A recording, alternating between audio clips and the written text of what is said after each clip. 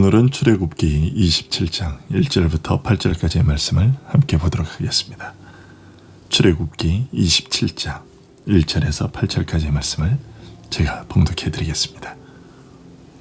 너는 조각목으로 길이가 5규빗, 너비가 5규빗의 제단을 만들되 네모 반듯하게 하며 높이는 3규빗으로 하고 그 네 모퉁이 위에 뿔을 만들되 그 뿔이 그것에 이어지게 하고 그 제단을 놋으로 싸고 재를 담는 통과 부삽과 대야와 고기 갈고리와 불 옮기는 그릇을 만들되 제단의 그릇을 다 놋으로 만들지며 제단을 위하여 놋으로 그물을 만들고 그 위 네 모퉁이에 놋구리 넷을 만들고 그물은 제단 주위 가장자리 아래 곧 제단 절반에 오르게 할지며 또 그 제단을 위하여 채를 만들되 조각목으로 만들고 놋으로 쌀지며 제단 양쪽 고리에 그 채를 꿰어 제단을 매게 할지며 제단은 널판으로 속이 비게 만들되 산에서 내게 보인 대로 그들이 만들게 하라. 아멘. 오늘 본문은 이 세상의 그 어떤 헌신과도 비교될 수 없는 인류 최고의 헌신과 희생을 다루고 있습니다. 바로 예수 그리스도의 희생과 헌신입니다. 오늘 본문에서 하나님은 이스라엘에게 제단을 만들라고 명령하십니다. 이 제단의 주 재료는 조각목과 놋입니다.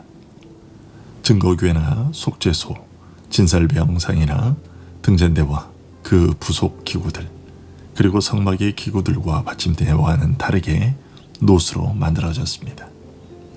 그 이유는 3절에서 엿볼 수 있는 것처럼 강한 불을 견뎌야 했기 때문이었습니다.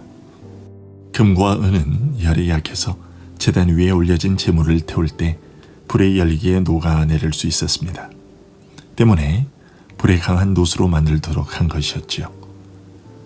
제단이 놋으로 만들어진 것은 이런 실용적인 이유도 있었지만 어떤 상징적인 의미를 전하기 위한 이유도 있었습니다. 성경에서 금이나 은이 영광을 상징하는 것이었다면 놋은 종종 심판을 말할 때 사용되었습니다.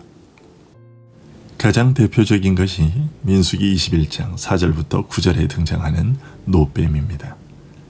이스라엘 백성들이 하나님의 지시에 따라 에돔 땅을 우회하는 길을 걷다가 길이 험한 것 때문에 마음이 상해 하나님을 원망한 일로 하나님께서 불뱀을 보내 불평하고 원망하는 자들을 물리게 하셨고 불뱀에 물리는 많은 사람들이 죽게 되었습니다. 이에 백성들이 회개하자 하나님은 놋으로 불뱀을 만들어 장대에 매달도록 명령하셨습니다. 그리고 그 장대에 매달린 놋뱀을 본 자들은 살게 해주셨습니다. 그리고 신명기 28장에서는 이스라엘의 불순종에 대해 내리실 무서운 심판을 알리실 때 내 머리 위에 하늘은 놋이 되고 내 아래의 땅은 철이 될 것이며 라고 말씀하셨습니다. 또 계시록 1장 15절에서 장차 예수 그리스도께서 심판자로 나타나실 것을 예언하면서 이르기를 그의 발은 풀무불에 단련한 빛난 주석 같고 라고 말하고 있습니다. 사사기 16장 21절에서는 삼손을 묶고 있었던 것이 놋줄이었다고 전하고 있습니다. 이처럼 성경에서 놋은 주로 심판과 부정적인 것을 상징하는 용도로 사용되었는데요. 그런 것으로 보았을 때 제단이 놋으로 만들어졌다는 것은 이 제단에 심판의 성격이 담겨 있다는 것을 짐작할 수 있게 합니다. 그런데 1절을 보면 이 제단이 순수하게 놋으로만 만들어지지 않고 조각목 위에 놋을 입히도록 하고 있는 것을 보게 됩니다. 성소의 기구들을 만드는 데 사용되었던 조각목은 예수 그리스도의 흠없는 인성을 의미합니다. 이런 조각목과 놋이 상징하는 두 의미를 합하면 결국 이렇게 말할 수 있을 겁니다. 예수 그리스도는 흠없으신 그의 온 육신으로 하나님의 심판을 당하셨다는 것입니다. 하지만 그 심판으로 영원한 멸망에 갇히시지 않고 하나님의 심판을 견뎌내셨습니다. 노시 제물을 태우는 불길 속에서도 녹아내리지 않고 견디어냈던 것처럼 예수 그리스도는 자기 백성을 위한 희생 제물이 되어 온전히 불태움을 당하셨지만 마침내 그 심판을 견디어내시고 사흘 만에 다시 살아나셨습니다. 예수님이 당하신 하나님의 심판은 어떤 심판입니까? 그것은 죄인들을 향한 영원히 꺼지지 않을 하나님의 진노의 심판이었습니다. 여러분, 이 제단에서 행해진 일이 무엇이었습니까? 제물을 태우는 일이었습니다. 제물은 언제 태우나요? 레위기 6장 12절과 13절을 보십시오. 제단 위의 불은 항상 피워 꺼지지 않게 할지니 제사장은 아침마다 나무를 그 위에 태우고 번제물을 그 위에 버려놓고 화목제의 기름을 그 위에 불사를 지며 불은 끊임이 없이 제단 위에 피워 꺼지지 않게 할지니라. 제단에는 불이 꺼지지 않았습니다. 민수기 4장 13절과 14절을 보면 심지어 이스라엘이 이동할 때에도 이 불은 꺼지지 않도록 했습니다. 여러분, 우리가 지은 죄의 결과로 우리가 당해야 할 심판은 바로 이런 것이었습니다. 영원히 사라지지 않을 불의 심판이었던 것이죠. 그런데 이 심판을 누가 대신 받았느냐? 예수 그리스도께서 온몸으로 받으셨습니다. 그리고 그 심판을 견디어내심으로 말미암아 우리가 영원한 부활 생명을 얻게 된 것입니다. 이에 대하여 히브리서 저자는 7장 25절에서 그러므로 자기를 힘입어 하나님께 나아가는 자들을 온전히 구원하실 수 있으니 이는 그가 항상 살아계셔서 그들을 위하여 간구하심이라고 말하고, 사도 요한은 요한복음 13장 1절에서 세상에 있는 자기 사람들을 사랑하시되 끝까지 사랑하시니라고 말합니다.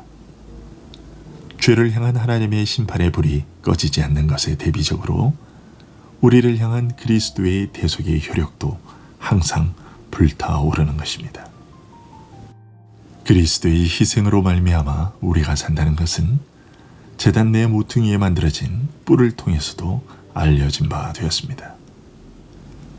2절을 보시기 바랍니다.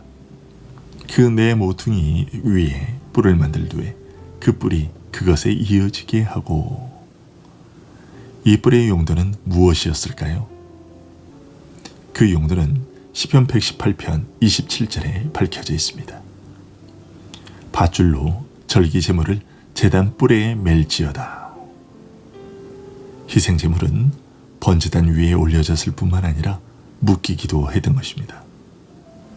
여러분, 이것을 통해서 보여주고자 하셨던 것이 무엇일까요? 바로 십자가에 달리실 예수 그리스도의 모습이었습니다. 마치 이삭이 묶여져 제단 위에 올려졌던 것이나 희생제물이 제단의 뿔에 올려져 묶여 있었던 것처럼 예수 그리스도는 손과 발에 못이 박힌 채로 결박당해 십자가에 매달리셨습니다. 그러나 정작 예수 그리스도를 십자가에 묶어 놓았던 것은 다름 아닌 그리스도의 아버지에 대한 헌신의 구속력과 자기 백성에 대한 사랑이었습니다. 주님이 십자가 사기에 계실 때 대적들이 예수님을 향하여 내려오도록 충동질했지만 주님은 거절하셨습니다. 요한복음 10장 18절에서 이렇게 말씀하십니다. 이를 내게서 빼앗는 자가 있는 것이 아니라 내가 스스로 버리노라. 무엇 때문에 자신을 버리셨을까요? 빌립보서 2장 8절이 말합니다. 사람의 모양으로 나타나사 자기를 낮추시고 죽기까지 복종하셨으니 곧 십자가에 죽으심이라.